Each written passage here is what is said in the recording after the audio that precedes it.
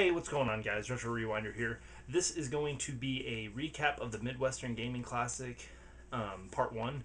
Part 2 is basically just going to be strictly a pickup video, and I got a little list here. But basically, I just wanted to talk about all the people I met while I was there, and I've got 4 stories, kind of like highlights of things that I really loved enjoying while I was there. As I said before, I've said it in my Facebook, I wasn't really going there with the intention of buying a whole lot of stuff. The whole idea was that I was just going to spend a whole lot of time with different YouTubers and people that I know by watching their videos and get to know them a little better on a more personal level. So basically, I'm just going to jump right into this list. This is in no particular order. And there's quite a bit of few people, so this is why I wanted to split it up in 2 videos, because I did meet a lot of new people. This is my first convention, so I didn't know anybody going into this, besides watching their videos and commenting on YouTube and Facebook. So first off and foremost, I wanted to thank TJ, aka Married Guy Gamer. Basically, I don't know if I've told this story or not, but he invited me to go to the Midwestern Gaming Classic. I had no intention whatsoever of going until he sent me a message. I don't remember if it was a text or a inbox message, but basically asked me if I would be interested in going. He was looking for a roommate. Kind of thought about it, realized that it was in Milwaukee, which is only about a 4-hour drive from my house. So I decided to go ahead and do it. And if you would never have invited me, TJ, I would have never had the chance to experience this amazing convention, hang out with all these really cool people. So thank you again, TJ. So moving down the list, we've got Retro NES Hunter. Such a cool dude. He's obviously looking for NES games, so I was able to help him out with a game. So that was really cool. He is one of the people that was in our room pretty much the whole time playing games with us.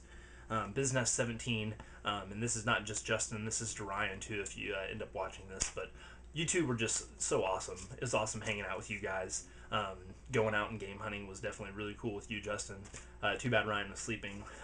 But yeah, lots of stories and memories to be had. You two were world-class guys, and hanging out in our room was pretty cool. We got Ed T11. Um, I really wanted to meet Ed for a while. He is one of the main reasons I started this channel. Basically, watching his videos gave me the sense, like, I don't want to make it sound like simplified, but it's a guy sitting in front of his game wall talking about stuff. And his Top 3 Tuesday was one main things that I wanted to start making videos for, because it was something that I found that was really cool to involve the whole community in. And yeah, the main reason I started making my channel. So meeting you, Ed, was really cool. We have Greg from Arcade Impossible. And if I don't say your first name, it's not because I don't remember it. I remember everybody's first names. I just don't know if you utilize your first name in your channel. So the people that I know have said it, or I've watched some other videos of the Midwest Gaming Classic that they've said their names. Then I'm going to go ahead and say it. But if I have never heard it or I'm not sure, I'm just not going to say it. So moving on, we have Greg from Arcade Impossible. He dropped by the room for a little bit. I saw him out on the show floor, and he had lunch right next to our table. I didn't get a whole lot of time to talk to you, Greg. But you seem like a pretty cool dude. Hopefully, if I ever go to another convention, which I really plan on going next year to that one, maybe we can hang out a little bit more. We have the Survival Review. This is one of the ones I'm not going to say his first name because I'm not sure if he uses it or not. He hung around with us quite a bit. Really nice guy. Has basically a complete NES collection. So I'm really excited to start watching your videos.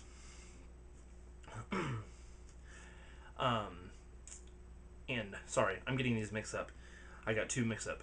The guy that I just mentioned that has the whole basically complete NES collection, that is Collecting Retro. But yeah, I'm not going to say your name. And the Survival Review he was the Nintendo 64 expert there, in my opinion.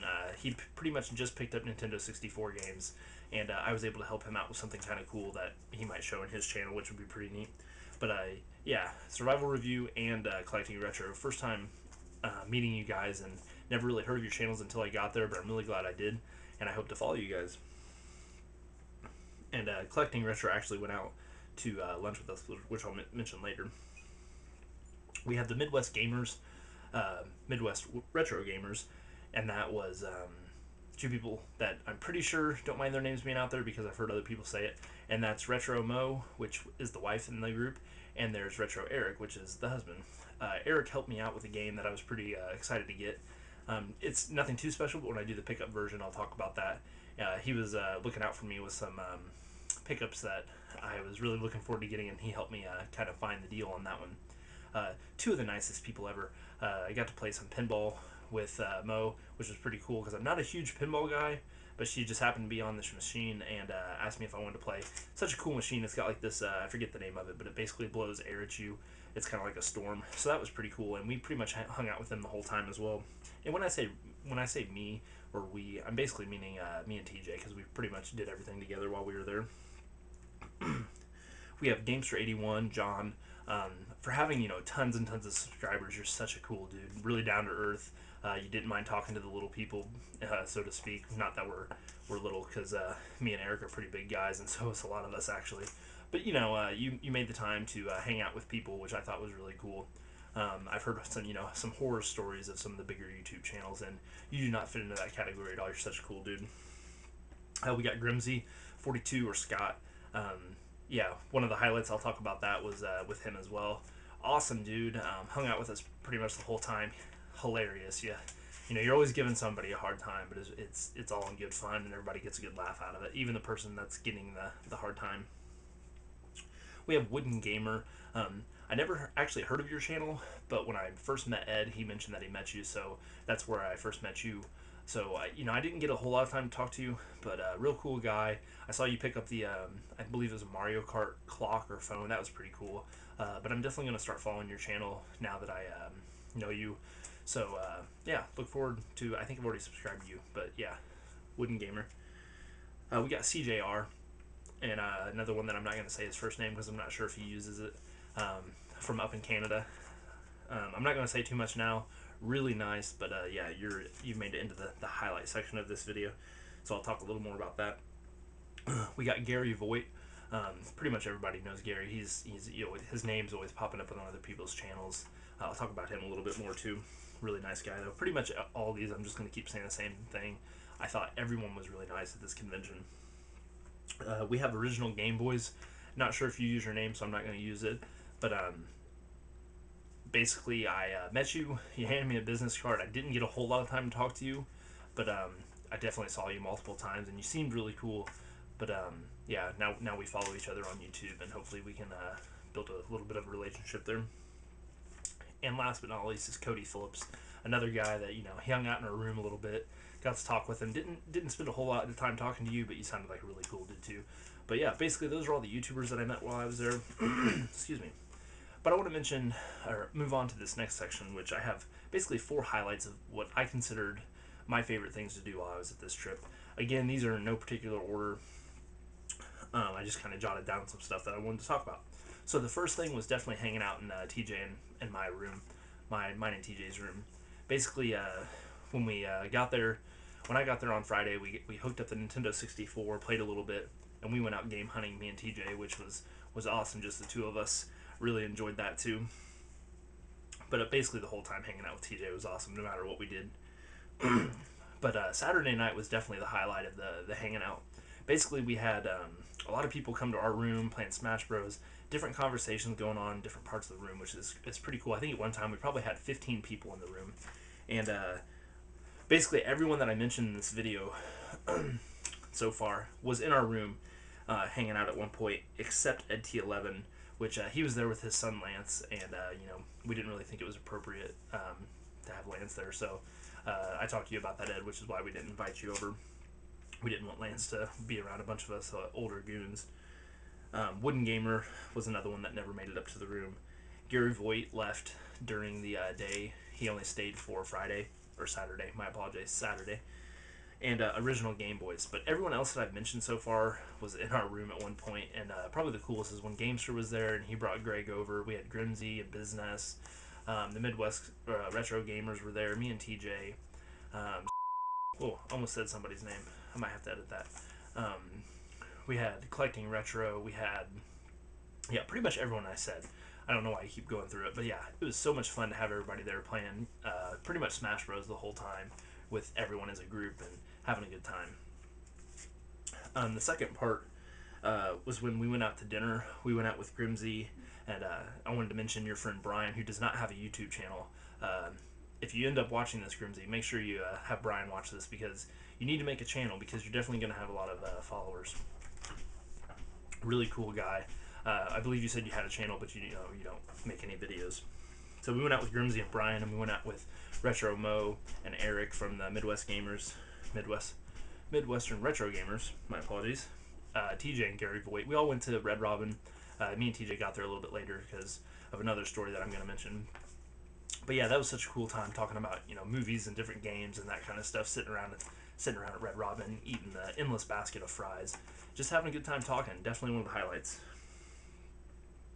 The third thing I want to mention is when TJ and I went game hunting for a little bit with business, and I have a hilarious story with this one, and I'm gonna input a video clip right here. But after I mentioned, we went to this basically it's like a used bookstore. It was right next to a Salvation Army, which we went to as well, and did not find anything. But yeah, this is what it looked like.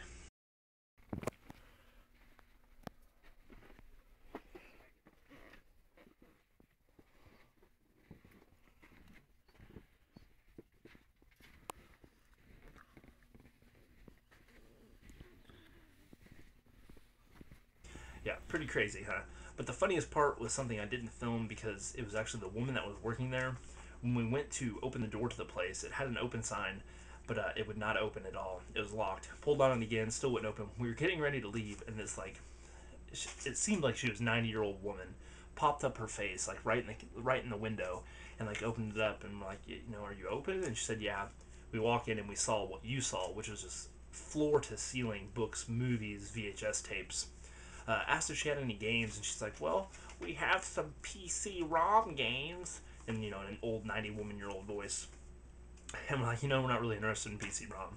But she basically opened up a drawer. She had a few PS2 games, PS1, I believe, and then she opened up another drawer which had some cartridge stuff, but it was just sports games. And we ended up finding a couple things, but the funny thing is, I went to open this drawer, and it was just full of porn. And then I was like, oh, that's kind of weird, so I shut it. I opened another drawer, hoping to find some games and more porn, and there was just stacks and stacks of it, drawers and drawers. So I just kind of shut it. I didn't really mention it to either Justin or TJ. And at this point, Ryan was sleeping in his room, so he didn't end up going out with us. But as we, started trying to buy stuff, she just like kept trying to push the porn on. Like she actually started mentioning it herself because I'd never said anything, and she was like, we're selling these pornography movies for $5 a piece, and it's a really good deal. We were trying not to like just trying to move on from a different subject, and she kept bringing it up, which was really awkward.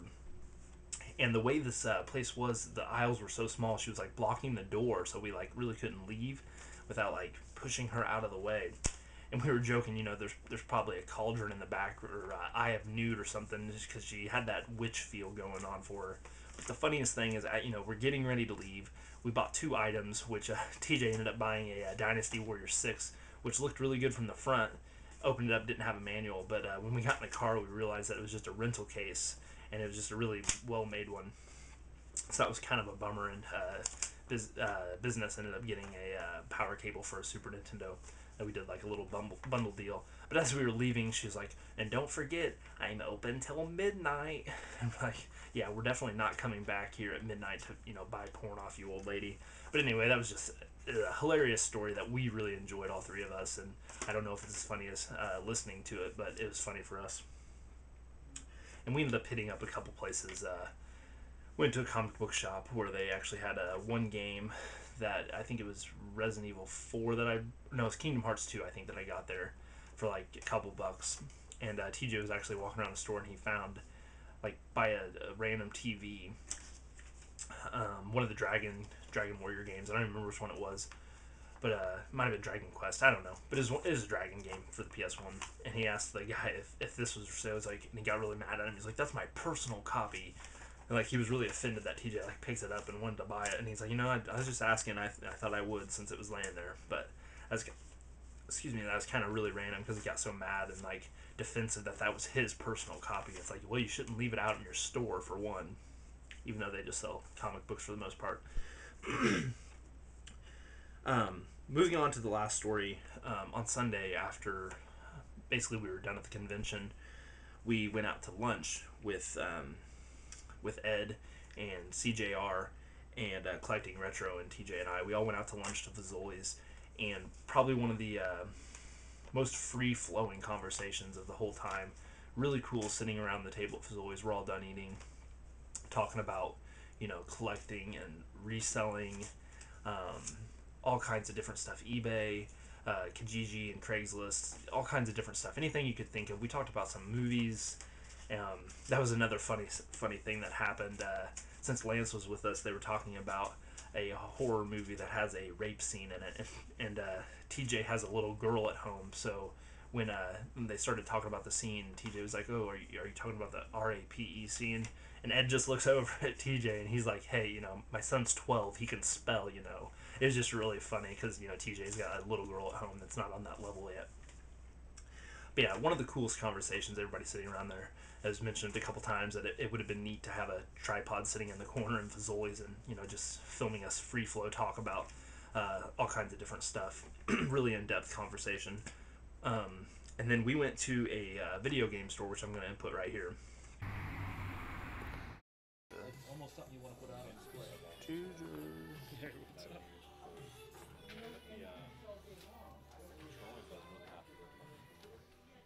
Yeah, you can use. Es que puedes usar cualquier de esas.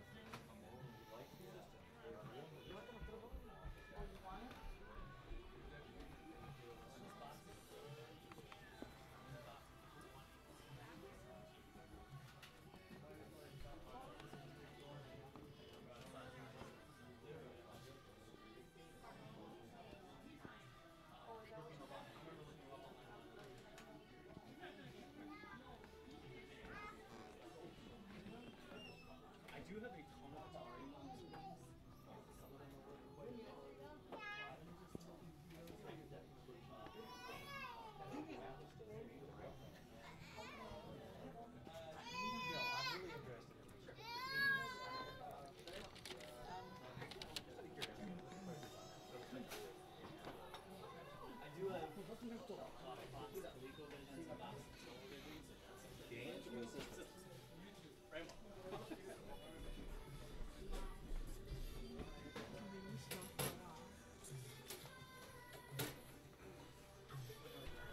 Did he quote you a price on it? No, he's still bringing stuff up for us to look at. So. He's like, yeah, I got boxed ColecoVision systems on it. Yeah, bring that up.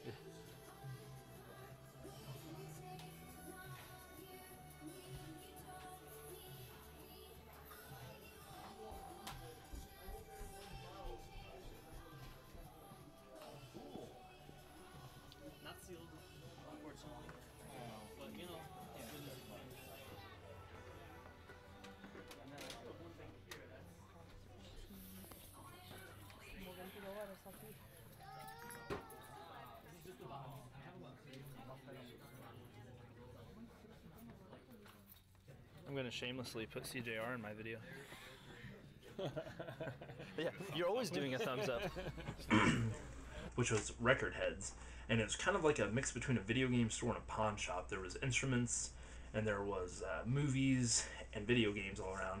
And they actually had a pretty good selection of stuff that I don't normally see in video game stores. They had like sealed TurboGrafx games, which they had Splatterhouse sealed. I think you wanted like 150 or 200 or something crazy. They had some boxed Atari controllers that Ed was really interested in. They had a NES top loader in the box, and CJR asked the guy, like, how much do you normally sell this for? And he said something about selling it for $70 normally, but for a loose system. And he's like, well, I'd give you $100 for it in the box. And the guy was like, oh, I'm gonna have to pass on that price. But he didn't actually say what he wanted to sell it for. Basically, they look up completed listings, which he mentioned multiple times, that he looks at the completed listing and prices their stuff off that. So it was still higher. It was actually a little bit better than the convention, actually, but not much. It's pretty much retail.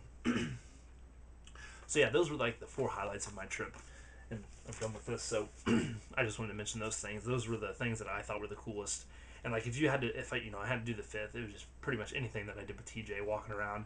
When we went game hunting, it was really cool. Went out to Chinese that night.